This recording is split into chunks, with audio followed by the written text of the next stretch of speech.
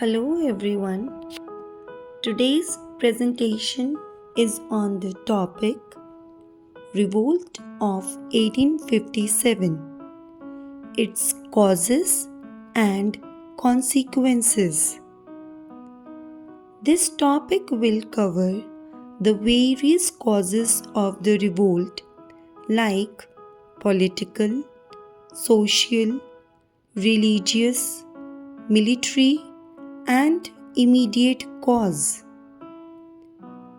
By the end, the students will be able to describe the causes of the revolt, explain why the revolt is also known as the First War of Independence, and they will be able to examine the consequences of the revolt.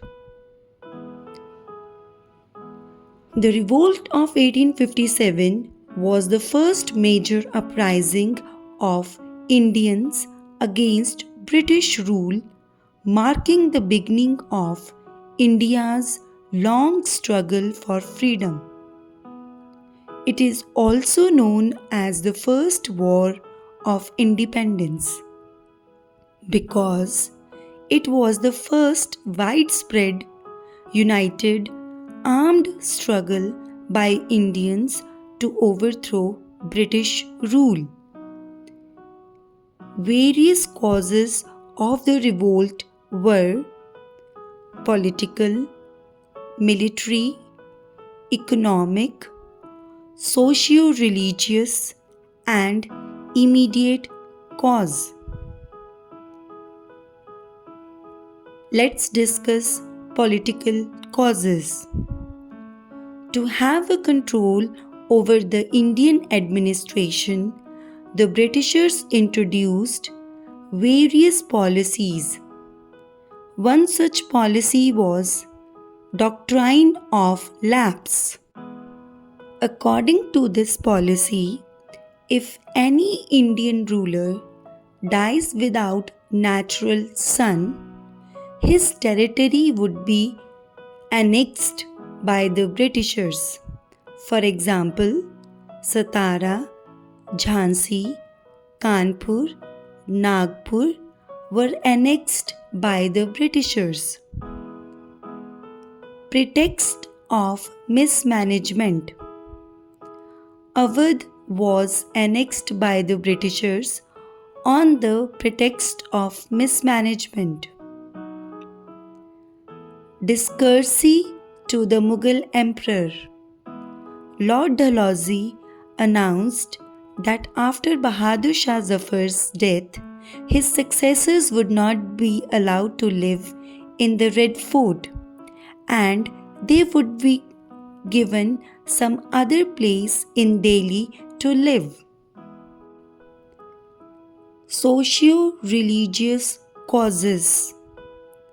The Britishers started to interfere in the norms of Indian society by introducing various acts. Act of 1850. Act of 1850 enables a Hindu to convert himself into Christianity, and if he converts into Christianity, he can inherit his ancestral property. Introduction of the railways and telegraph was viewed with suspicion. Introduction of English education and Western education was threat to Indian culture. Abolition of practices like sati and female infanticide were threats to the established social structure. Economic causes. High taxes were imposed on peasants. Cottage industries faced tough competition from machine-made goods. Peasants were exploited badly by the Britishers and Indian artisans became unemployed. Now, let's move on to the military causes. Indian soldiers were paid less than British soldiers. Highest post given to Indian soldier was of Subedar. Under the General Service Enlistment Act, soldiers could be sent overseas, which was not seen well in their religion. Let's take a quick recap. Here you can see there are 4 MCQs based on the topic which we have read so far. Now, the immediate cause of the revolt. The immediate cause of the revolt of 1857 was the introduction of the Enfield rifles, in which cartridges were to be used. The cartridges were greased with the fat of cow and pig. The soldiers had to bite the cartridges before loading the rifle. This hurt the religious sentiments of both Hindus and Muslims. When soldiers refused to use these cartridges, they were punished and humiliated, which led to the revolt of 1857. Now, the consequences of the revolt. So, what happened after the revolt? What changes were brought by the Britishers? First, end of company's rule. Under the Government of India Act of 1858, the rule of East India Company came to an end, and the powers were transferred to the British Queen. Second, change in British administration. The Governor General was replaced by Viceroy. The Britishers followed the policy of non-interference in the religious affairs of the Indians.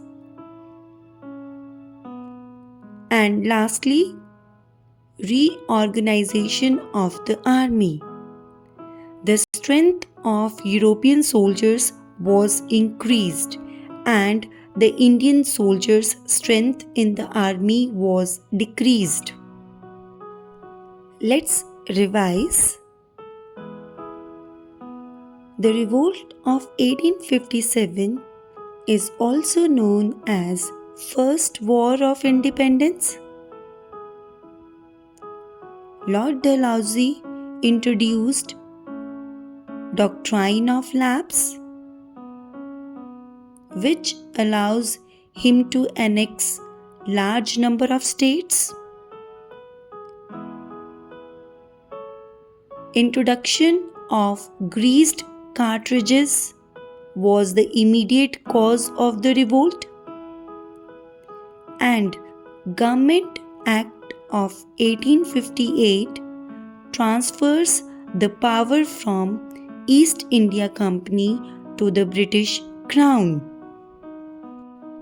So students, after the revision, you have a small subjective assignment of 3 questions to test your knowledge. Question 1. How did British policies contribute more to the revolt? Question 2. How did socio-religious fears intensify the anger against British rule during the revolt. Question 3. Mention any two administrative changes introduced after 1857. Students, do this assignment on your own for the better understanding of the topic. Thank you so much.